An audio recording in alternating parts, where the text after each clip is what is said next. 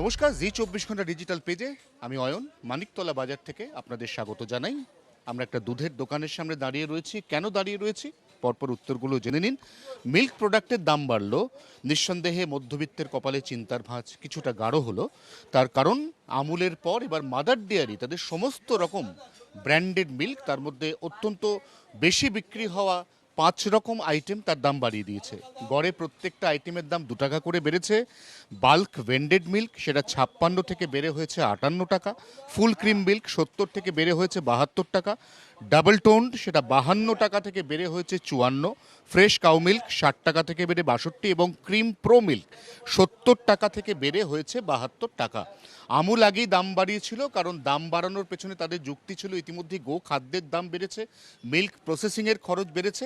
এবার mother dairy তারাও তাদের 6 রকম প্রোডাক্ট, তার মধ্যে মূল 5টি প্রোডাক্ট তার দাম বাড়ালো। এই অবস্থায় যে সমস্ত মধ্যবিত্ত ক্রেতা এই মুহূর্তে দোকানে এসছেন, দুধের দাম বাড়লো, 2 টাকা করেই বাড়লো, নিশ্চয়ই একটা তো প্রভাব পড়ে, কারণ দুধটা তো প্রতিদিন লাগে। আপনার ক লিটার করে লাগে?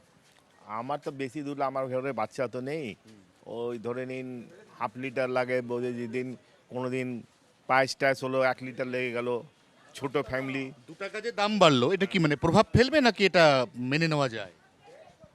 তখন মেনে নেওয়া যায় সেটা আলাদা কথা, তবে 2 টাকা যে বেড়েছে সেটা একটু তো প্রভাব পড়বেই হ্যাঁ।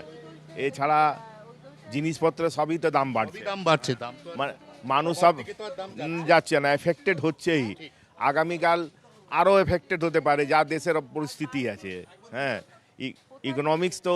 মহিলা ক্রেতা, তার সাথেও কথা বলি। দিদি, 2 টাকা করে দুধের দাম বেড়েছে, 2 টাকা করেই বেড়েছে। 2 টাকা কি মেনে নেওয়া যায় নাকি এটি দাম বাড়া কি ঠিক, না একেবারেই মনে হচ্ছে 2 টাকাটাও খুব চাপ হয়ে?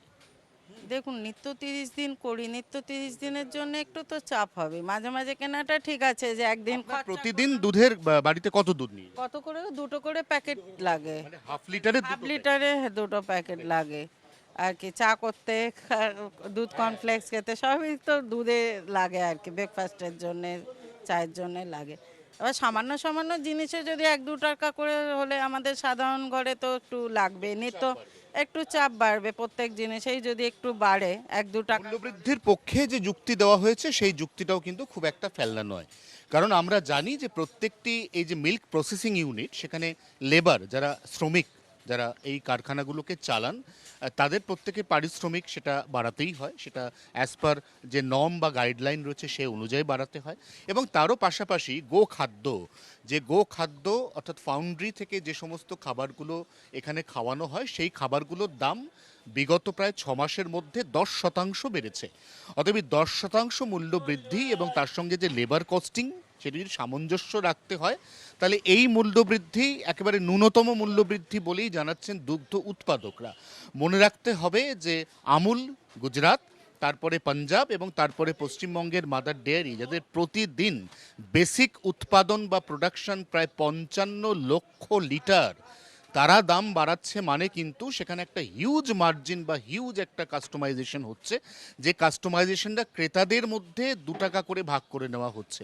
এই অবস্থায় ক্রেতারা বলছেন যে 2 টাকা, এখন শুনতে 2 টাকা এটা মোটের ওপর ঠিক আছে, কিন্তু অদূর ভবিষ্যতে এই মূল্য বৃদ্ধি, যেহেতু বাজারে নিত্য প্রয়োজনীয় প্রায় সমস্ত জিনিসেরই মূল্য বাড়ছে, অতএব মূল্যবৃদ্ধির যে প্রভাব, এই প্রভাব মধ্যবিত্তের ঘরে অবধারিতভাবে পড়তে চলেছে, এমনটাই জানাচ্ছেন মানিকতলা থেকে এই সমস্ত মধ্যবিত্ত ক্রেতা। জি 24 ঘন্টার জন্য ক্যামেরা নবীনের সঙ্গে অয়ন, কলকাতা।